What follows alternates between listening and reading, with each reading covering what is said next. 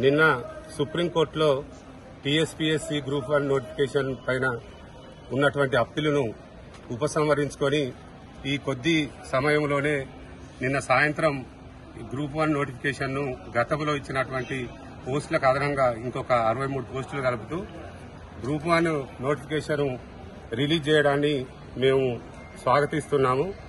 ప్రభుత్వాన్ని అభినందిస్తున్నాము.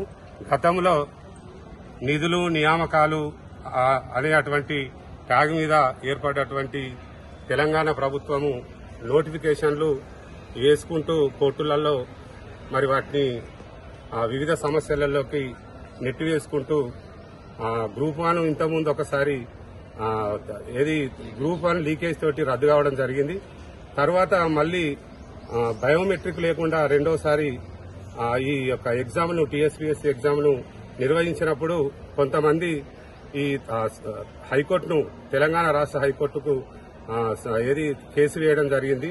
Writ petition వేస్తే ఆ యొక్క సింగిల్ బెంచ్ లో జడ్జి గారు ప్రభుత్వాన్ని ప్రాపర్ గా లేకుండా బయోమెట్రిక్ లేకుండా ఈ ఎగ్జామ్ కండక్ట్ చేయడం, తర్వాత ఎగ్జామ్ రాసిన రోజు వచ్చినటువంటి విద్యార్థుల సంఖ్య కంటే కీ రిలీజ్ చేసిన తర్వాత అదనంగా ఇంకొక 200-300 మంది ఎక్కువ రావడంతో కోర్టు గతంలో ఉన్నటువంటి టీఆర్ఎస్ ప్రభుత్వానికి మొట్టికాయలు వేసి జడ్జెస్ బాగా సీరియస్ గా పరిగణించి ఈ యొక్క రెండోసారి టీఎస్పీఎస్ ఇచ్చిన గ్రూప్ 1 నోటిఫికేషన్ ను రద్దు చేయాలని ఆదేశాలు ఇవ్వడం జరిగింది.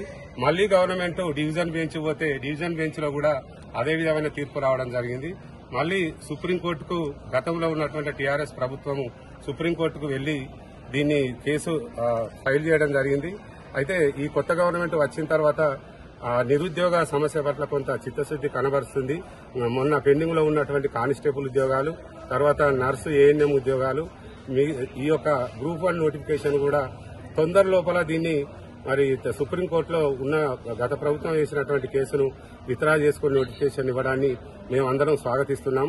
అంతేకాకుండా గతంలో ఐటీ మినిస్టర్ను నేను భారతదేశంలో అందరికంటే మేధావిని చెప్పినటువంటి కేటీఆర్ గారు మన తెలంగాణ రాష్ట్రంలో హైదరాబాద్ లో పెద్ద ఎత్తున భూములు మరియు నీటి సౌకర్యం అన్ని రాయితీలు కల్పించి అనేక పరిశ్రమలు మేము తీసుకొచ్చినాము, నిరుద్యోగ సమస్యను తీర్చినామని బట్టి ఊదరగొట్టడం జరిగింది.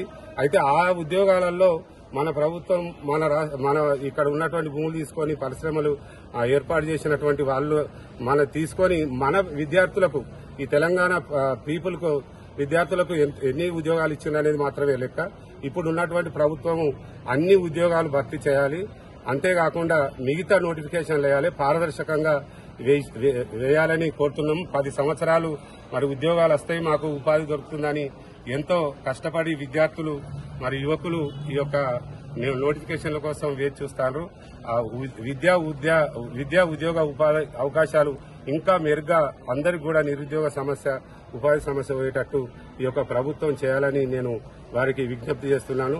గవర్నమెంట్ ఇంత తొందరలోనే ఈ కేసును విత్డ్రా చేసుకుని ఈ నోటిఫికేషన్లు ఇచ్చినందుకు మరోసారి అందరి తరఫున ప్రభుత్వానికి నేను ధన్యవాదాలు కృతజ్ఞతలు తెలియజేస్తున్నాము.